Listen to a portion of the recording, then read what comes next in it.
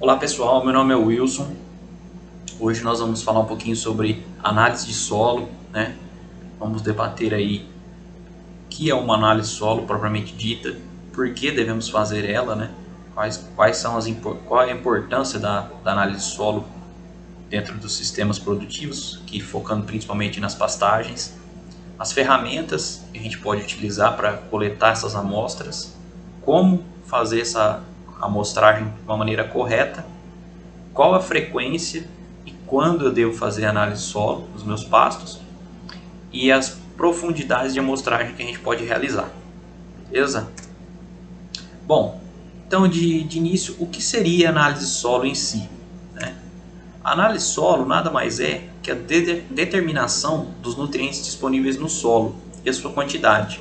Ou seja, através da análise de solo, a gente consegue fazer um raio-x do nosso solo e entender o que a gente tem ali de nutrientes para as plantas, que vão estar usufruindo desses nutrientes para o seu desenvolvimento, e a quantidade que a gente tem desses nutrientes, certo? A gente vai ver os nutrientes que a gente precisa repor e os nutrientes que estão em quantidades satisfatórias. Essas amostras que a gente manda para o laboratório, elas passam por processos químicos, sejam eles através de soluções ou resinas extratoras, e a partir daí ela sai o relatório dizendo quais são os nutrientes que estão disponíveis e suas quantidades, certo? Essa aqui é uma frase de 1850, que é a famosa conhecida Lei do Mínimo, que diz que o rendimento de uma safra é limitado pela deficiência de qualquer um dos nutrientes essenciais, embora todos os outros estejam presentes e em quantidades adequadas. O que ele quis dizer, o Liebig, em 1850?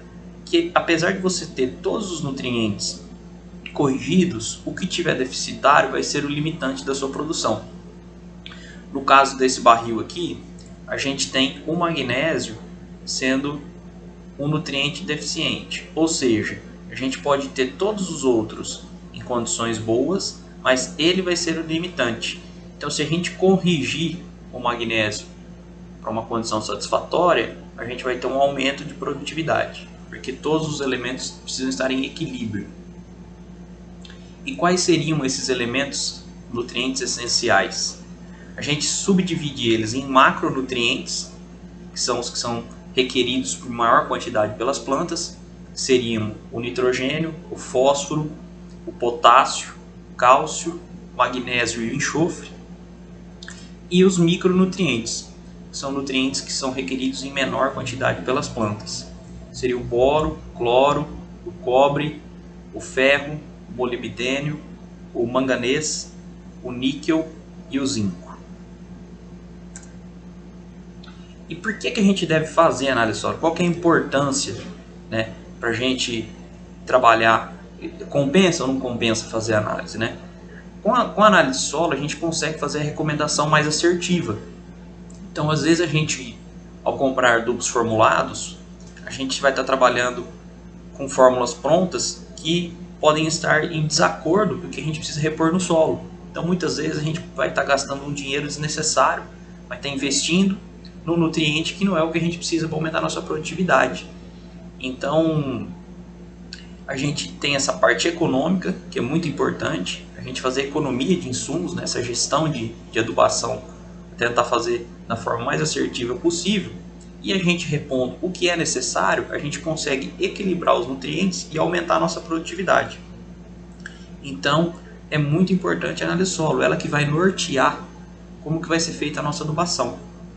E ela é relativamente barata e depende do laboratório e depende se você vai querer uma análise mais complexa ou uma análise mais simples, mas gira em torno de 40 a 50 reais uma amostra de solo, dependendo da região, aí, mas não passa de 80 a 100 reais. E você consegue mostrar uma grande área, né? Então, perto do custo de uma adubação, do custo da própria aplicação da operação, é um investimento barato de se fazer, né? Uma tonelada aí de um cloreto de potássio que você economiza hoje, você paga tranquilamente aí 10, 15, 20 análises de solo, dependendo do valor, né? Aqui a gente tem um esquema para a gente entender por que é tão importante a análise de solo, né? Como a gente sabe, as plantas são organismos que sintetizam clorofila. Através da clorofila ela utiliza água, energia solar, o gás carbônico, e na parte do solo ela também retira a água e os nutrientes, né? Então ela pega tudo isso aqui para crescer e se reproduzir. Então, a gente repondo os nutrientes, tendo todos eles em equilíbrio, ela vai ter a melhor condição para expressar o seu potencial produtivo. Se a gente tiver aqui, por exemplo, uma deficiência de potássio, mesmo que todos esses outros nutrientes estejam corrigidos, essa planta não vai atingir o seu máximo de produção. Então é sempre muito importante gerir o equilíbrio dos nutrientes, né? E quais que são as ferramentas que a gente pode trabalhar para fazer essa coleta, né? Essa amostragem de solo? A gente tem diversas ferramentas. A gente tem, por exemplo, hoje, uma das mais utilizadas é o trado, né? E dentro do trado a gente tem muitos tipos de trado. A gente tem o trado de rosco, o trado calador, o holandês, caneca, pá de corte, trado fatiador. Todos eles têm o mesmo intuito, que é retirar uma amostra de solo, né? E de maneira que não tenha contaminação. A gente deve priorizar, tentar fazer essa coleta da forma mais correta possível, para que não tenha influência nos resultados, né? A gente tem as sondas, que seriam essas ferramentas aqui acompanhadas de uma marretinha, que a gente vai bater no solo até a altura. Tem esses riscos nela, correspondem a uns centímetros, então até a profundidade que a gente quer fazer a amostragem. No trado aqui a gente vai girar ele em formato de T, então conforme a gente gira ele vai penetrando no solo até encher esse copinho com a porção de solo suficiente para a gente fazer a amostra. A gente tem também, em alguns casos, esse amostrador acoplado no quadriciclo, também vem sendo largamente utilizado, né, principalmente nas propriedades que falam de agricultura de precisão. Eu preciso de um maior número de amostragens e com os pontos georreferenciados. Tem também o enxadão, que seria uma forma mais simples de fazer essa análise, né? No caso de uma propriedade que não tenha um trado, não tem uma sonda e precisa fazer, a gente pode fazer o corte do próprio enxadão e coletar uma porção desse solo, né? E muito importante a gente ter um balde limpo, porque nós vamos coletar com um trado, com um enxadão, esse solo em vários pontos. Então a gente vai colocando nesses baldes e depois a gente vai homogeneizar isso aqui para mandar para o laboratório. Então uma das ferramentas importantes também é um recipiente, pode ser um balde, de preferência isento de qualquer resíduo de adubo, de fertilizante. E também a gente vai precisar de material para identificação dessas amostras, né? Detalhar certinho o talhão, qual foi a profundidade de amostragem e qual que é a área da propriedade que a gente está enviando aquela amostra, para depois a gente corrigir aquela área em específico. E como que eu faço essa coleta, né? Quais são os critérios que a gente deve utilizar para fazer uma boa amostragem de solo?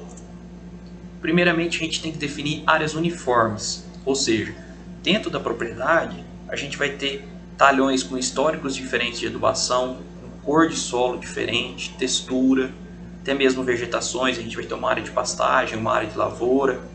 Então a gente define essas áreas para fazer uma amostragem mais representativa daquele tipo de solo, de manejo que foi utilizado naquela área, né? Depois que a gente definiu essas áreas, a gente vai percorrer ela em zigue-zague. Lembrando que é importante a gente nunca pegar áreas maiores que 20 hectares, porque senão a gente começa a perder um pouco o controle dessa amostragem, né? Então a gente faz no máximo talhões de 20 hectares o mais homogêneos possíveis. A gente vai percorrer aqui em zigue-zague. No exemplo da imagem, a gente teria duas áreas distintas, né? Uma área que seria a amostra 1, uma área mais de baixada, e a amostra 2, uma área mais de morro. Então cada pontinho desse foi coletado uma subamostra. O interessante, se a gente for trabalhar com 20 hectares, é a gente trabalhar com 20 subamostras. Então a gente vai coletando esses pontos, coloca dentro do balde, vai para o próximo ponto. No final a gente homogeneiza tudo isso com a mão mesmo, a gente mistura e vai retirar uma amostra final. O que seria essa amostra final? Em torno de 300 gramas, é o que a gente vai enviar para o laboratório, que seria a média de amostras desse solo, né?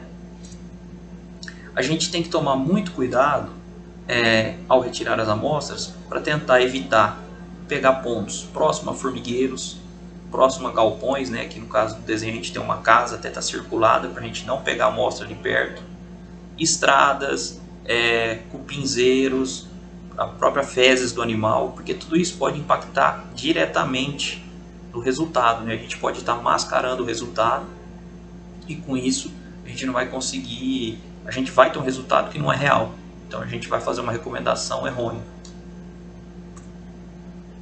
E com qual frequência eu devo fazer essas amostras e quando que eu devo fazer, né? Isso aqui vai depender muito se a gente vai estar trabalhando uma área de manutenção ou uma área de reforma, no caso das pastagens. Frequência também depende do histórico da área. Se é uma área que a gente faz adubações todos os anos, são adubações intensivas, a gente pode fazer uma amostragem de solo todo ano. Área de reforma, a gente vai fazer sempre uns 2, 3 meses pelo menos aí antes da reforma, porque se tiver necessidade de aplicação de calcário, esse material demora para reagir no solo, né? Então a gente já tem que estar com essa amostra pronta, fazer a recomendação e aplicação antes do plantio, né? Um período antes. Áreas de manutenção, a gente pode fazer no final da estação chuvosa e fazer uma adubação para corrigir o que foi extraído pelos bois, né? De nutrientes através do consumo da planta forrageira. E também a gente pode aqui fazer uma adubação estratégica, visando a produção de massa para o inverno. E quais são as profundidades de amostragem, né, mais comuns aí que a gente vê em áreas de pastagem? A gente pode trabalhar a superficial, que seria a camada arável ali, né, de 0 a 20 centímetros, e uma camada mais profunda, que seria de 20 a 40 centímetros. Isso vai depender muito do nível de adubação, né, e do próprio implemento que você vai trabalhar no solo, qual que é a camada que ele vai revolver. Bom, pessoal, basicamente era isso que eu tinha para falar para vocês sobre análise de solo. Eu agradeço pela atenção. Gostaria de pedir para vocês se inscreverem no canal. Isso é muito importante para a gente estar produzindo material para vocês com maior frequência. Sigam também nossa página no Instagram, @manejo de pasto. E muito obrigado.